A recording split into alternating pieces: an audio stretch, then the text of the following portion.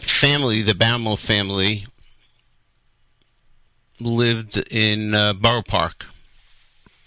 Zachariah Baumel, who's more or less my age, or I should say exactly my age, went to the same elementary school that I did. And at the age of 10, his family made Aliyah.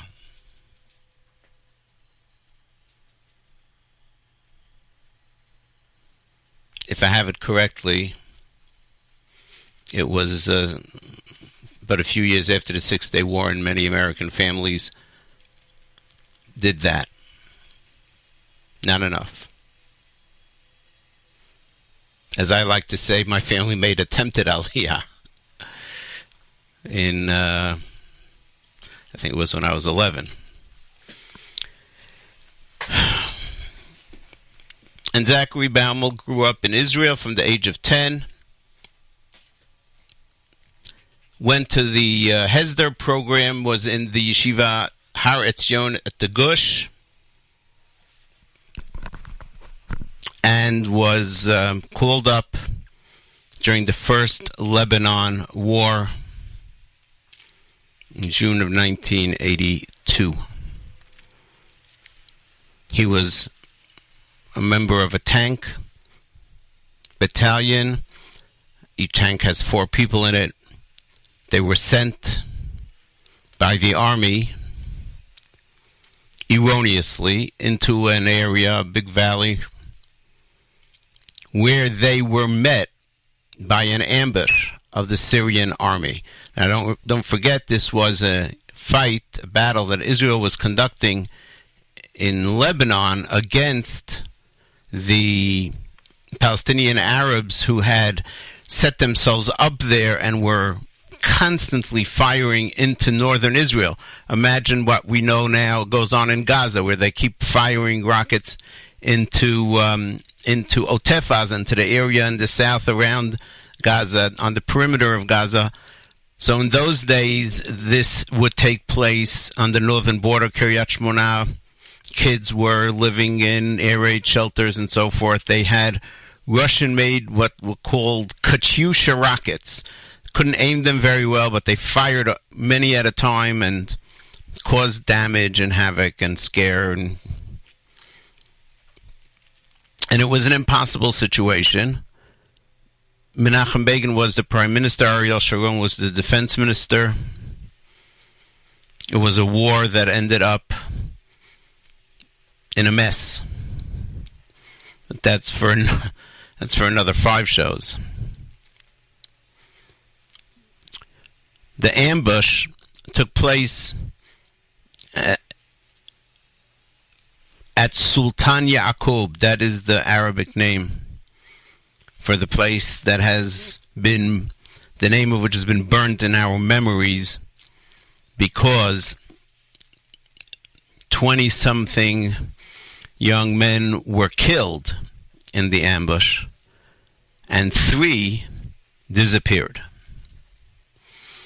3 Hesder Yeshiva boys who there was no trace of them. They couldn't find their bodies. They weren't declared prisoner by anybody.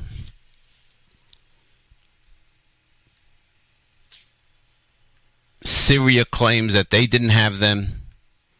There was very slight evidence that maybe they were seen in Syria.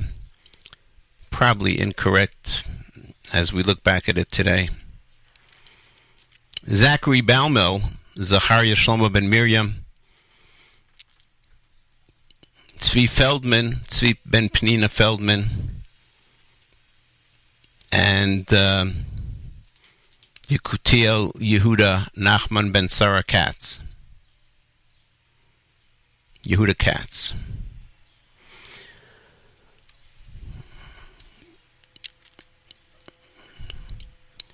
The families of these 3 boys lived, and the other 2 continue to live, in a hell that is created by not knowing and not being able to bring something to closure, as they say today. Not knowing for sure that your loved one is dead because you've never seen a body. And the Baumel family, especially the Baumel family, were extremely active in every forum possible to try and pressure anybody into getting information about Zachary, or Zach as they called him. His father was relentless, and he was all over. He came to America and he spoke for the President's Conference, and they would let him work out of their office at times, and he went around the world and tried and beseeched everybody. He was driven. Unfortunately, he passed away, heartbroken. Zach's mother, who was 90, Miriam, still alive and was at the funeral.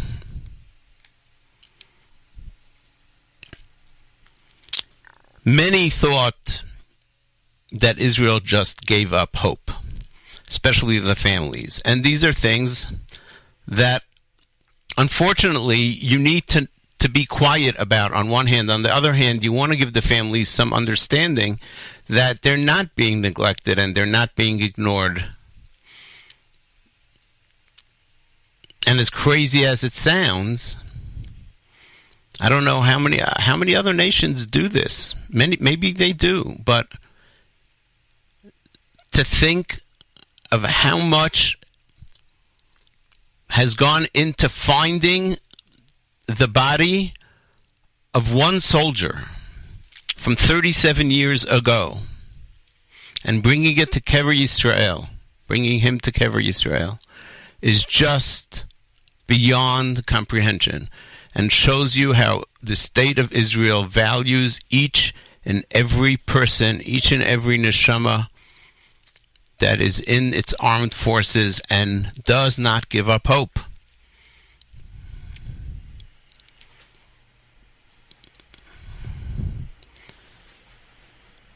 The intelligence forces kept working and working.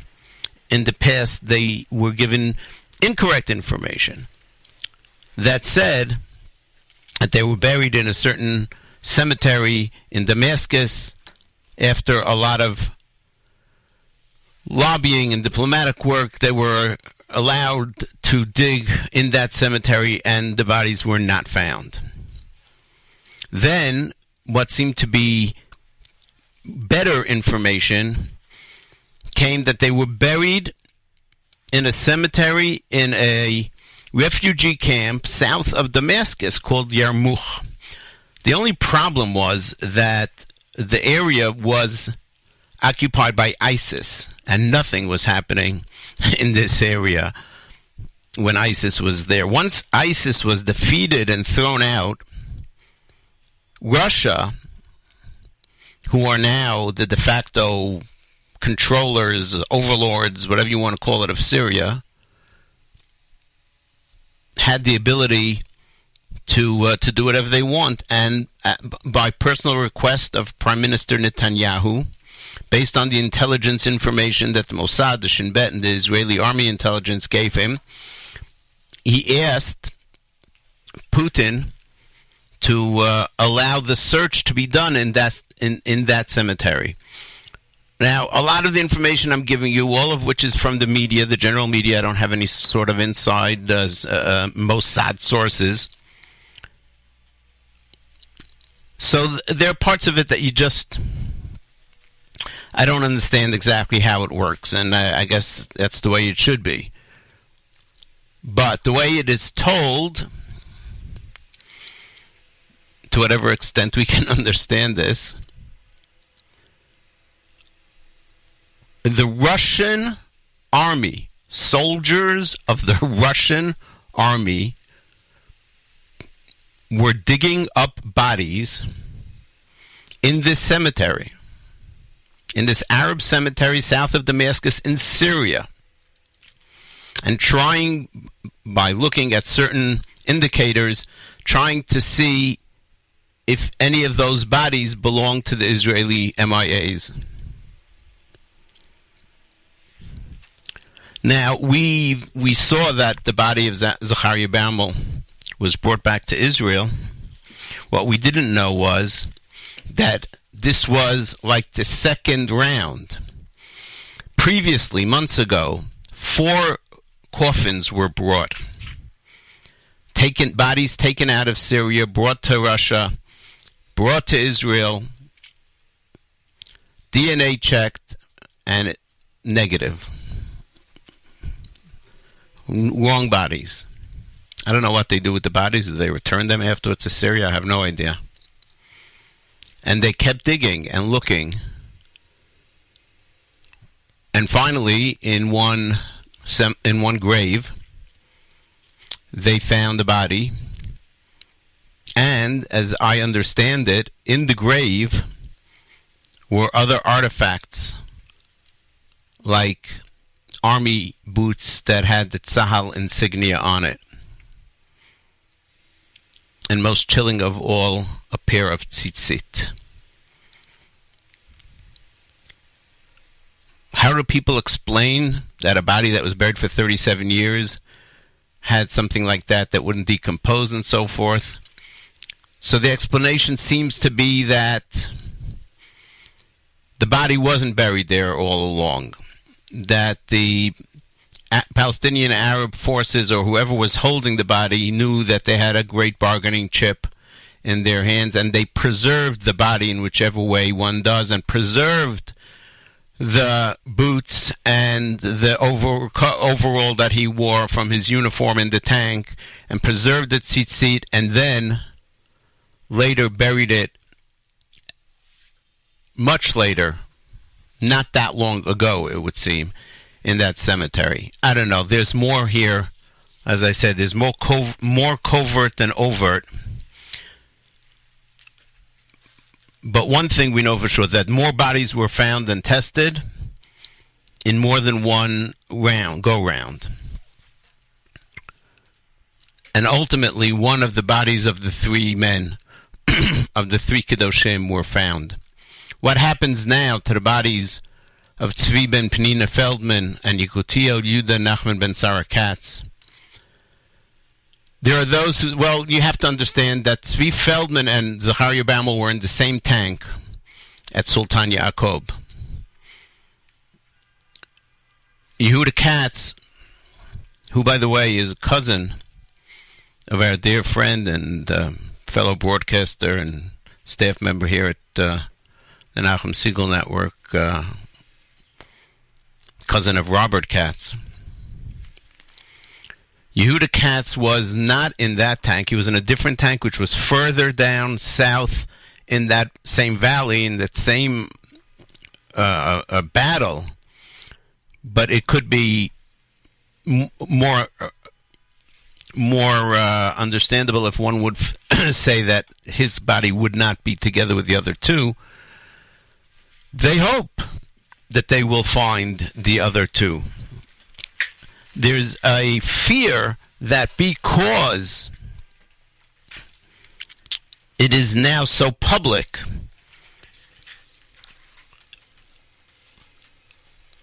where the bodies came from and what was happening, that efforts by the enemies of Israel will be made to sabotage any attempt to recover 1 or 2 other bodies. We don't know.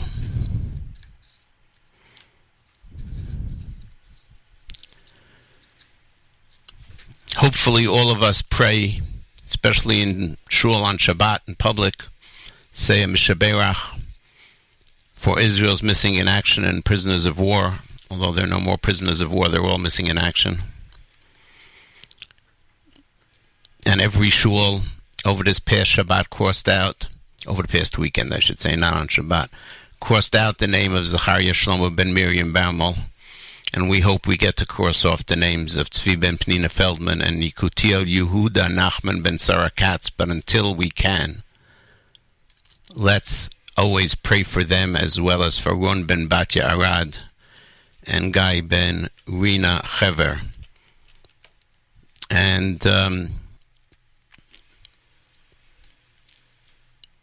I want to dedicate this segment that we just had and spoke about, this amazing story of never abandoning a soldier, never abandoning another Jew. I want to dedicate it to Judy Shapiro, who has never forgotten those missing in action and prisoners of war, and who encouraged me to keep mentioning them. And as a result, every time I fill in for Nachum Segal, and this is going on now for years and years and years, before the sign-off, I make an announcement asking people to remember them and giving their names.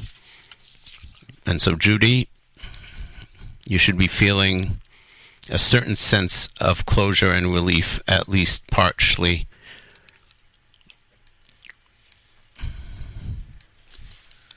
as we found Zach Baumel. And one last thing, in Israel, in most cases when the body's intact, burial is not done in a coffin. We go back into the earth, wrapped in a talit, and I just found it incredible that when they opened up the grave of Zach Baumel, just outside of Damascus in Syria, one of the things they found were his talit katan, his tzitzit, with which he was buried. My name is Meir Weingarten. You're tuned to the Israel Show on the Nachum Segal Network.